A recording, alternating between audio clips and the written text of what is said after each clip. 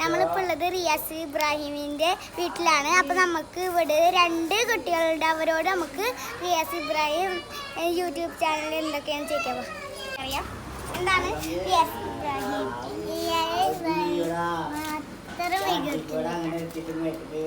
റിയാസ് ഇബ്രാഹിം താങ്കളുടെ ആരാണ്? മാമ. താങ്കൾ ലൈക്ക് ചെയ്യാറുണ്ടോ? എത്ര സബ്സ്ക്രൈബായി? 2. നമുക്ക് അടുത്ത പാക്കിനോട് ചോദിച്ചറിയാം എന്തൊക്കെയാണ് റിയാസ് ഇബ്രാഹിം.